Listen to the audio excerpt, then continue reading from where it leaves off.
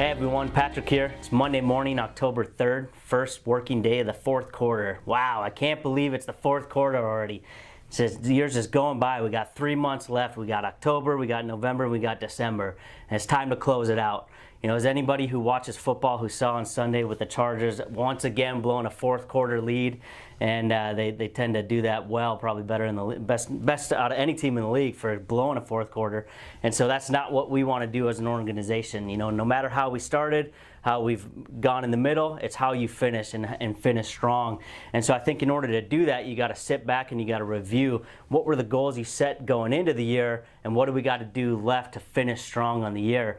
And so I'm going to be doing these videos every Monday. It's an assignment from my coach, Rick Ruby, to do our Monday Motivator videos and send out some words for you guys. And so as I kind of look where we've gone this year, and for me, I was able to get some consistency back this weekend. I've been out of my home for about 5 weeks. We had some water damage there, and while they were repairing the kitchen, we were out for 5 weeks, and every week we were in a different place. So got to move a lot of luggage and had 4 kids living out of suitcases, starting school, and just shows me just really that impact of consistency and habits and having those daily routines, something that I've gone away from for the last month and a half, and how much that can have an impact on your goals. And so one of the things we're going to be doing as a company right now is reviewing our last quarter goals, going into setting new goals for the fourth quarter is so important, because if you don't look at the game film, if you don't look at how things have planned out compared to what you tracked and what you said you were going to do, then you don't know what adjustments and tweaks you're going to make. So when I look through my goals, you know, I'm a big goal setter, and going through and kind of as a construction company, we said we want to do 8 million revenue this year.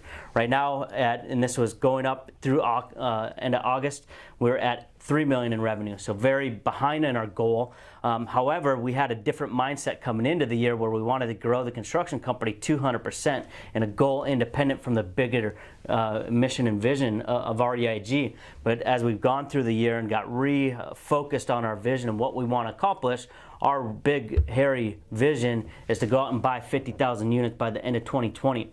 And so construction becomes not necessarily about getting the next contract to do more revenue, but it's about doing those jobs with excellence.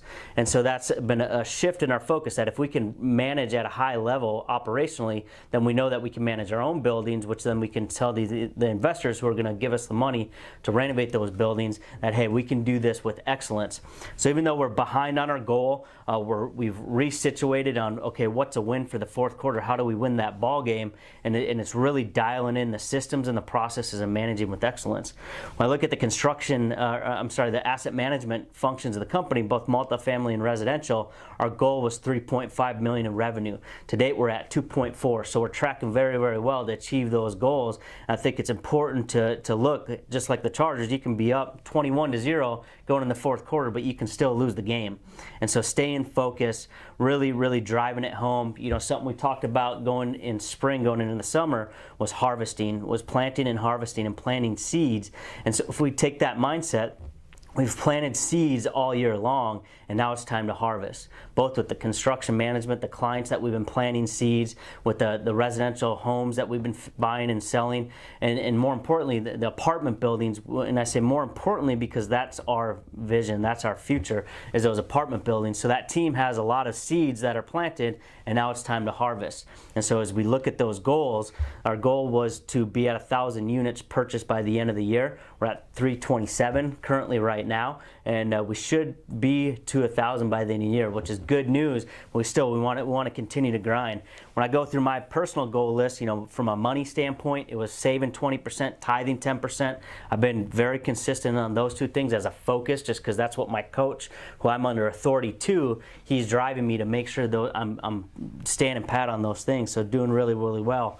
My love life, you know, I wanted to go on 2 dates a month with my wife, and we've been on 14 so far this year. And I think a focus of mine is not just getting the date nights knocked out, but the quality of those date nights, and just being in each other's presence, being focused, being engaged with each other, you know, is what it takes in preparation to make sure we have a long, good relationship. And so that's one of my love goals, love life goals. And then from a friend standpoint, I'm down on those things. I wanted to go on a hunting trip with some friends this year. Haven't done it, haven't planned on it. So it's one of the things that I need to set to do going into the fourth quarter, make sure I'm getting that quality time done. And then from a self standpoint, I'm down. I'm up higher in my weight than I want to be. So I'm making adjustments. I don't look at, okay, I've been off track for the first 3 quarters of the year. I look at what do I do to get back on track. And so kind of starting this week, going on a 7-day, kind of a tweaked fast where I'm cutting certain things out. And I'm really going to get after it and get in the gym and just, for 3 purposes. One is because I got family photo shoot on Sunday, so I got to get rid of this double chin I got going on. And 2, just to be healthy, to achieve my goals. And 3, it's just a time to refocus, to reset, to really go after it into this fourth quarter and play at a high level. I was at last week I went to a Darren Hardy event. It's called Insane Productivity. And he starts out this event talking about how much time that employees waste in America. And in 2010, there was $650 billion in lost productivity in America. Right now, that number's up over $1 trillion. And he said that employees waste on average 759 hours per year. That's 19 weeks or 5 months of distractions. And distractions are the killer of productivity. And I think if we're going to really go out there and we're going to get after it this quarter, we got to look at where are we being distracted. And distractions, these are the biggest distractions. We have addictions to our phones sometimes that are greater than drug and alcohol addictions. It actually fires the same synapses in the brain when we get a message or when we post something. We want to see, hey, did people respond? Do I got likes? Do I have those kinds of things? And just to kind of touch on that, I'm going to read off some of the stats that I got from this event just to emphasize the distractions that these phones cost us as a company for not achieving our goals. They say the average teenager exchanges 4,000 texts a month. That's 6 minutes they are awake, or a message every 6 minutes they are awake. They send one. 53% of people report checking email while driving. 61% continue to check email on vacation. One study shows that office workers check email up to 40 times per hour.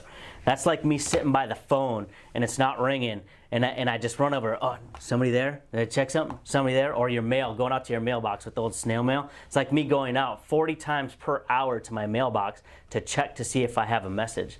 And that's one of those distraction killers that takes away our productivity that I really want to bring to the forefront, that if we're going to achieve our goals this quarter, we got to look at some of these things. 67% of people check their phones or alerts even when they don't have a message or it's not even ringing. 75% of people admit to using their phone in the bathroom. It's a good reason why not to touch another person's phone. 69% can't go to sleep without checking their inbox. 43% check email in the middle of the night. 35% check their phone when getting out of bed. They check their phone before they brush their teeth. The first thing they do is check their phone. Second thing is get their coffee. Third thing is brush their teeth. Fourth thing is touch their spouse. So it just kind of shows where's our priorities at. And then 38% of people routinely check their email at dinner. So one of the things that I did is I took Facebook off my phone and I took other social media stuff off my phone. And I'm going to time block it. Otherwise, it's a distraction. Because if you look and it's like if I'm right here and I get a message and I stop but I check, but I'm in the zone and I'm talking to you, it takes 23 minutes to get back to the state when I check my phone. And so I think one of the things is it's not technology is a bad thing, it's an overconsumption of technology that really detracts from us hitting our goals. And so productivity is the key word of the week, and I want everybody to look at where can we be more productive in our business life. And maybe that's just putting our phone in a drawer and just leaving it there and checking it during a certain amount of times. Because if we don't, it's going to continually rob us and grab our attention. Even if we're responding to texts and certain things, if we're in the flow, in the zone, it takes us out of that. And then also I want to look, where can we be more productive in our personal life?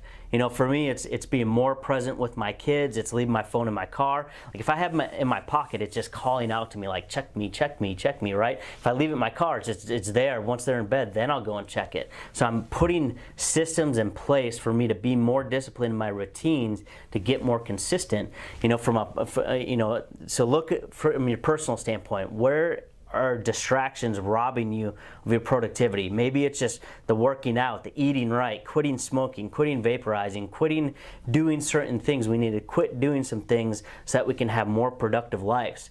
And that's what I want to leave you with this week of focus of how can we be more productive so that we can hit our goals. You know, the only way we're going to do it is through those small little battles every single day, the productivity distraction battles. There's monsters that are just grabbing for our time, and if we don't check that stuff, just time's getting away from us. And so it's really important to be in those zones where we're not distracted.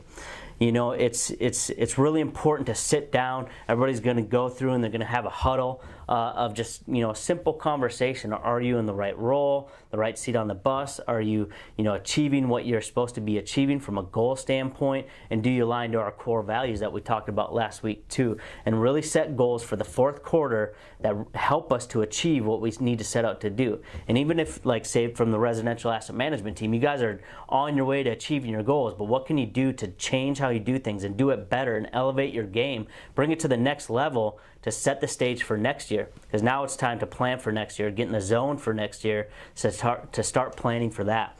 And next year is going to be one in this fourth quarter. Trust me on that one, because we're going to have a shift in things next year. So we got to prepare and get ready for it. So I want you guys to really, really commit to playing at a high level. Commit to going out there, being scrappy, fighting, getting after it, and having a really productive week and a productive month. This month of October, it's where it's at. You know, November, December, we have distractions with holidays, trips, all these things, getting ready for next year. October is where it's at. So I really need everybody to just bring your A game, cut out distractions, be productive, get after it. Let's win the month, let's win the day, let's get after it, and we're going to have a great end of the fourth quarter, and we're going to get after it for next year, everybody. Talk to you next week. Out.